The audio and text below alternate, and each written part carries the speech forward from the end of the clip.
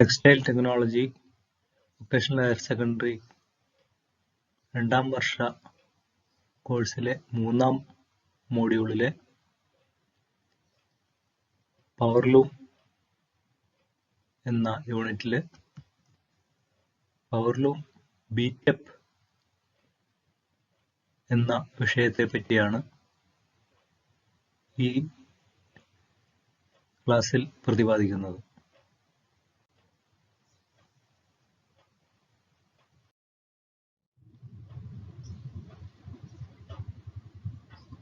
Powerloom beat-up motion. Beat-up is the third primary motion. ഒരു തറിയിലെ primary മോഷനുകളിൽ മൂന്നാമത്തേതാണ് ബീറ്റപ്പ് എന്ന് പറയുന്നത്. The objective of beat-up is to drive the last pick of the weft to the fell of the cloth.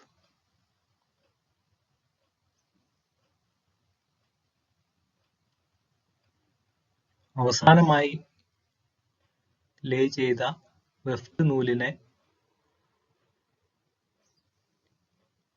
Already ഉണ്ടായിക്കഴിഞ്ഞ ഫാബ്രിക്കിന്റെ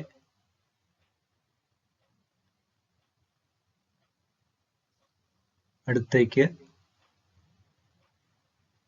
ചേർത്ത് വയ്ക്കുന്നതിനാണ് ബീറ്റപ്പ് മോഷന്റെ പ്രയോജനം.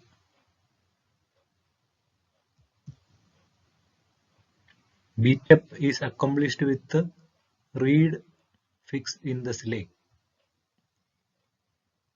യന്ത്രത്തറയിൽ കാണുന്ന ഭാഗങ്ങളായ റീഡും സ്ലേയും ഉപയോഗിച്ചാണ് ബീറ്റപ്പ് achieve ചെയ്യുന്നത്.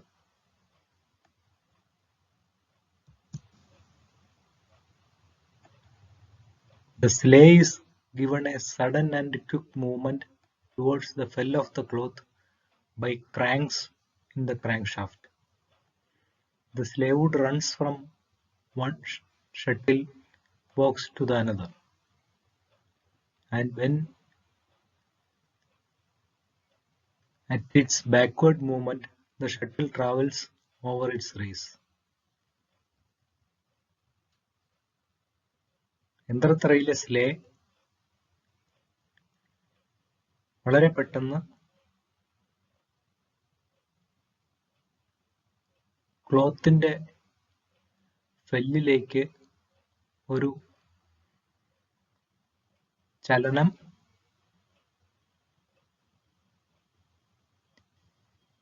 സാധ്യമാക്കിയിട്ടാണ് ബീറ്റപ്പ് നടത്തുന്നത്. ഇതിനായി തറിയുടെ ക്രാങ്ക് ഷാഫ്റ്റിൽ ഘടിപ്പിച്ചിരിക്കുന്ന ക്രാങ്ക് ഉപയോഗിക്കുന്നു. സ്ലേ എന്ന് പറയുന്ന അല്ലെങ്കിൽ സ്ലേവുഡ് എന്ന് പറയുന്ന ഭാഗം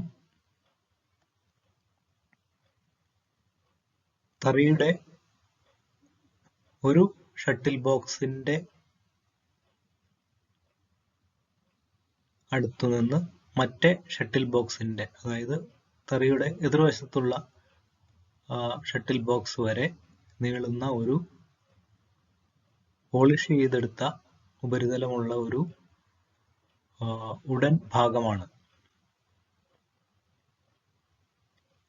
ഇത് പുറകോട്ട്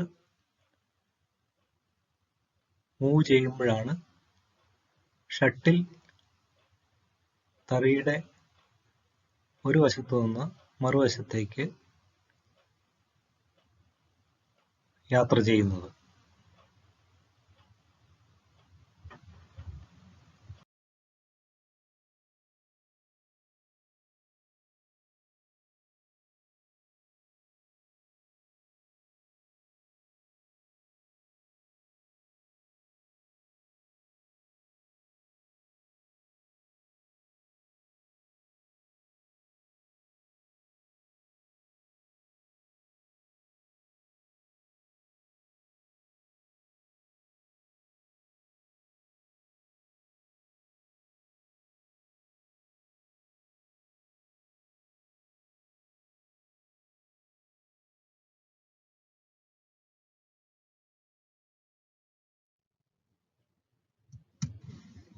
ബീറ്റപ്പ് മെക്കാനിസത്തിന്റെ സ്കെച്ചാണ് ഇവിടെ കാണിച്ചിരിക്കുന്നത്.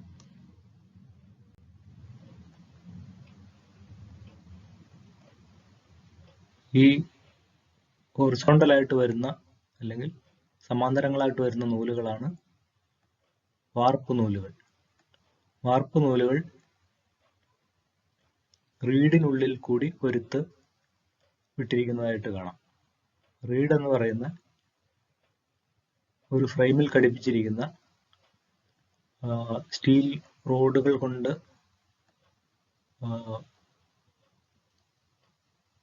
നൂലിനെ വേർതിരിച്ച് നിർത്തുന്ന ഒരു ഭാഗമാണ്.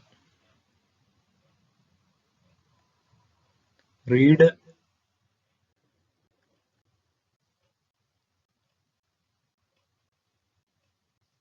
വെഫ്റ്റ് ലേ ചെയ്തതിന് ശേഷം മുൻപോട്ട് ചലിക്കുമ്പോൾ beat up mechanism cross sectional view. Beat up മെക്കാനിസത്തിന്റെ പാർട്സുകളുടെ ക്രോസ് സെക്ഷണൽ വ്യൂ ആണ് താഴെ കാണിച്ചിരിക്കുന്നത്.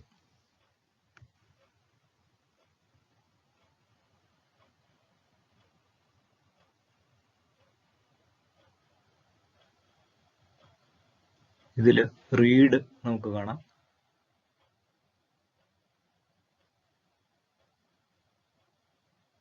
അതിന്റെ താഴെ സ്ലേ.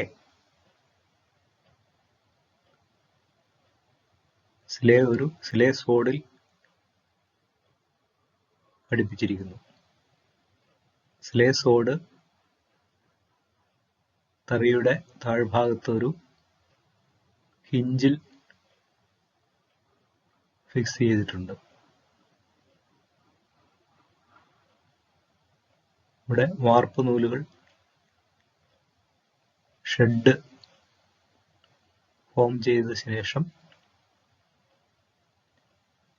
ഒരു പിക്ക് അല്ലെങ്കിൽ ഒരു വെഫ്റ്റ് നൂല് തറിയുടെ ഒരു വശത്തുനിന്ന് മറുവശത്തേക്ക് പിക്കിങ്ങിലൂടെ ഷട്ടിൽ ലേ ചെയ്യുന്നു. ഇങ്ങനെ ലേ ചെയ്ത വെഫ്റ്റ് നൂലിനെ സ്ലേയുടെ മുൻപോട്ടുള്ള ചലനം വഴി റീഡ് ഉപയോഗിച്ച്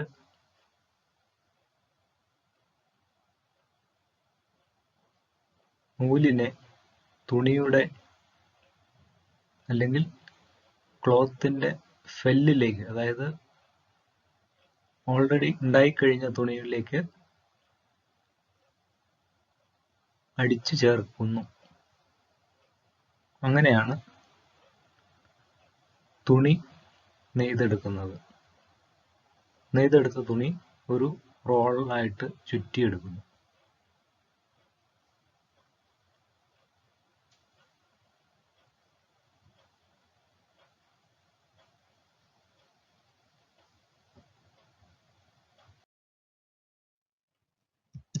ബീറ്റപ്പ് മെക്കാനിസം ക്രോസ് സെക്ഷണൽ വ്യൂ. മുൻപ് കാണിച്ച സ്കെച്ചിനേക്കാളും കുറച്ചുകൂടി ഫോക്കസ് ആയിട്ടുള്ള ഒരു സ്കെച്ചാണ് ഇവിടെ കാണിച്ചിരിക്കുന്നത്. ഇതിൽ നമുക്ക് കാണാൻ കഴിയുന്നത് റീഡ് എന്ന് പറയുന്നത് ചെറിയ നൂൽക്കമ്പികൾ കൊണ്ട് ഒരു ഫ്രെയിമിൽ ഉണ്ടാക്കിയിരിക്കുന്ന ഒരു ഭാഗമാണ്. ഈ നൂൽക്കമ്പികൾക്കിടയിലൂടെ വാർപ്പ് നൂല് ഓരോന്നോരോന്ന് കൊരുത്ത് എടുക്കുന്നുണ്ട്. ഈ റീഡിന്റെ മുൻഭാഗത്തായിട്ടാണ് പാവ് നൂലുകൾ അല്ലെങ്കിൽ വെഫ്റ്റ് ഇൻസേർട്ട് ചെയ്യപ്പെടുന്നത്. റീഡ് ഘടിപ്പിച്ചിരിക്കുന്നത് താഴെ കാണുന്ന പോലെ സ്ലേ സോഡിലാണ്. സ്ലേ സോഡ് ചിത്രത്തിൽ കാണിച്ചിരിക്കുന്ന പോലെ ഒരു റോഡ് രൂപത്തിലുള്ള ഭാഗമാണ്. അതിനെ ഒരറ്റത്ത് ഒരു ഹിഞ്ച് വെച്ച് തറിയിലെ ഫ്രെയിമിലേക്ക് ഉറപ്പിച്ചിരിക്കുന്നു. മറ്റു മുകൾ ഭാഗം ഒരു ക്രാങ്ക് ഷാഫ്റ്റിലൂടെ ഒരു ക്രാങ്ക് അറേഞ്ച്മെന്റുമായിട്ട് ഘടിപ്പിച്ചിരിക്കുന്നു. ക്രാങ്കിന്റെ അവസാനം ക്രാങ്ക് ഷാഫ്റ്റിലേക്ക് ചലനം പോകുന്നു. ക്രാങ്ക് ഷാഫ്റ്റിന്റെ അല്ലെങ്കിൽ ക്രാങ്കിന്റെ ഉപയോഗം മെക്കാനിക്കലായിട്ട് റെസിപ്രോക്കേറ്റിംഗ് മോഷൻ ഉണ്ടാക്കുവാനാണ്. അതായത് പിന്നോട്ടും മുൻപോട്ടുമുള്ള ചലനങ്ങൾ കൊടുക്കുന്നതിനാണ് ക്രാങ്ക് ഉപയോഗിക്കുന്നത്. അപ്പൊ ഈ ക്രാങ്ക് ഷാഫ്റ്റ് കറങ്ങുമ്പോൾ ഇതുപോലെ ക്രാങ്ക് സംവിധാനം ക്രാങ്ക് റോഡിലൂടെ സ്ലേസ് റോഡിന്റെ മറ്റൊരഗ്രത്തിൽ ഘടിപ്പിച്ചിരിക്കുന്നതിനാൽ സ്ലേ മുൻപോട്ടും പുറകോട്ടും ചലിക്കാൻ സാധിക്കുന്നു. സ്ലേയുടെ മുകളിലായിട്ട് റീഡിന്റെ തൊട്ട് താഴെ സ്ലേ വുഡ് ഘടിപ്പിച്ചിരിക്കുന്നതായിട്ട് കാണാം. സ്ലേ വുഡിന്റെ ഉപരിതലത്തിലൂടെയാണ് ഷട്ടിൽ പാസ് ചെയ്യുന്നത്. ഒരു തറയുടെ ഒരു വശത്തു നിന്ന് മറുവശത്തേക്ക് പാസ് ചെയ്യുന്നത് സ്ലേ വുഡിന്റെ ഉപരിതലത്തിലൂടെയാണ്. സ്ലേ വുഡ് പുറകോട്ട് മാറിയിരിക്കുന്ന സമയത്ത് പിക്കിംഗ് നടക്കുന്നു. പിക്കിങ്ങിന് ശേഷം ക്രാങ്ക് ഷാഫ്റ്റ് തിരിയുന്നതിനാൽ ക്രാങ്ക് ചലിക്കുന്നത് കൊണ്ട് സ്ലേസ് റോഡ് മുൻപോട്ട് ചലിക്കുന്നു. മുൻപോട്ട് ചലിക്കുന്ന സ്ലേസ് റോഡിൽ ഘടിപ്പിച്ചിരിക്കുന്ന റീഡ് വെഫ്റ്റ് നൂലിനെ തുണിയുടെ ഫെല്ലിലേക്ക് അല്ലെങ്കിൽ മുൻപ് ലേ ചെയ്ത വെഫ്റ്റിന്റെ അരികിലേക്ക് അടിച്ചു ചേർക്കുന്നു. അങ്ങനെ ബീറ്റപ്പ് സാധ്യമാകുന്നു.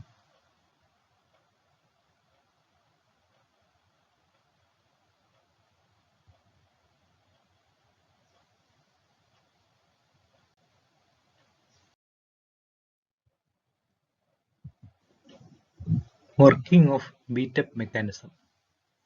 ബീറ്റപ്പ് മെക്കാനിസത്തിന്റെ പ്രവർത്തനം എങ്ങനെയെന്ന് താഴെ വിവരിക്കുന്നു.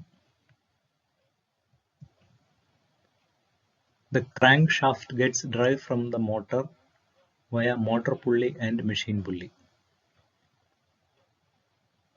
മുൻപ് പറഞ്ഞ ക്രാങ്ക് ഷാഫ്റ്റ്, അതായത് സ്കെച്ചിൽ കാണിച്ചിരിക്കുന്ന ക്രാങ്ക് ഷാഫ്റ്റിന് ഡ്രൈവ് ലഭിക്കുന്നത് ഒരു മോട്ടറിൽ നിന്നാണ്.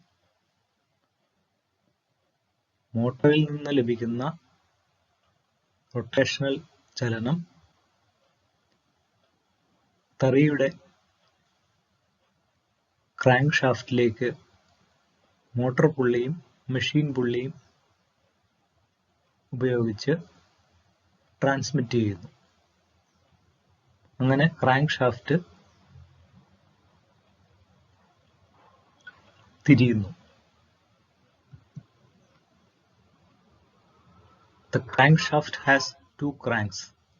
These cranks transform the rotary motion into swinging motion. Crank ഷാഫ്റ്റിൽ രണ്ട് ക്രാങ്കുകൾ ഘടിപ്പിച്ചിട്ടുണ്ട്. സാധാരണയായി തറിയുടെ ഇടതും വലതും അല്ലെങ്കിൽ രണ്ടു വശങ്ങളിലായി. ഈ crank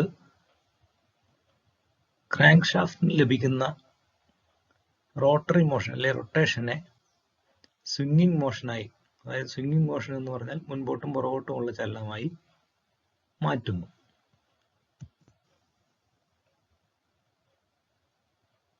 The reed cap is connected by crank arm to the crank of the crankshaft. Read cap എന്ന ഭാഗം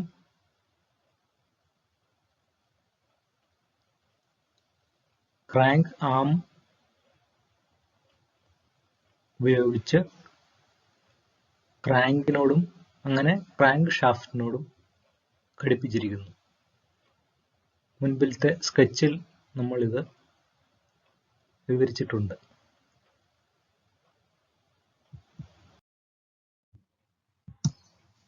working of beat up mechanism continue. Beat up mechanism working ചെയ്യുന്നത് എങ്ങനെയെന്ന് വിശദീകരണം തുടരുന്നു. Again, the reed is connected between the reed cap and the sleigh. There is sleigh sword under the sleigh that is bolted to the rocking shaft. There is also a shuttle box on the sleigh.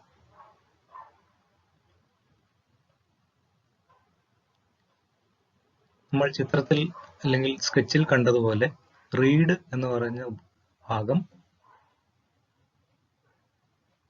സ്ലേയിൽ ഉറപ്പിച്ചിരിക്കുന്നു. സ്ലേയുടെ അടിഭാഗം ഒരു rocking ഷാഫ്റ്റുമായിട്ട് bolt ചെയ്തിരിക്കുന്നു. സ്ലേയുടെ ഓരോ ഭാഗത്തും ഓരോ shuttle ബോക്സും ഘടിപ്പിച്ചിരിക്കുന്നു.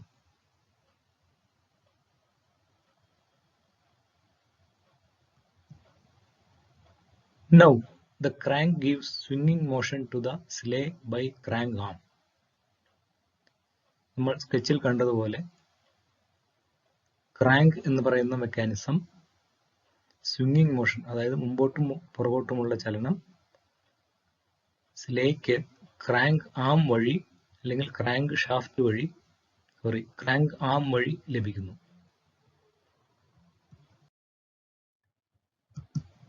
Working of beat up mechanism continue. Beat up മെക്കാനിസത്തിന്റെ പ്രവർത്തനത്തിന്റെ വിവരണം തുടരുന്നു. When the sleigh is moving towards the heel shaft at certain position, the shuttle passes through the warp shed. Sleigh heald ഷാഫ്റ്റിന്റെ പരിസരത്തേക്ക് മൂവ് ചെയ്യുമ്പോൾ ഒരു പ്രത്യേക പൊസിഷനിൽ ഷട്ടിൽ വാർപ്പ് ഷെഡിന്റെ ഉള്ളിലൂടെ കടന്നുപോകുന്നു.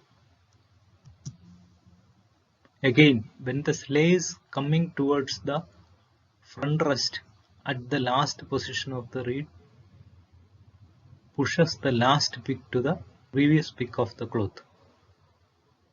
വീണ്ടും സ്ലേ തറയുടെ മുൻഭാഗത്തേക്ക് ചലിക്കുമ്പോൾ സ്ലേയിൽ ഘടിപ്പിച്ചിരിക്കുന്ന റീഡ് അവസാനമായി ലേ ചെയ്ത പിക്കിനെ അല്ലെങ്കിൽ വെഫ്റ്റ് നൂലിനെ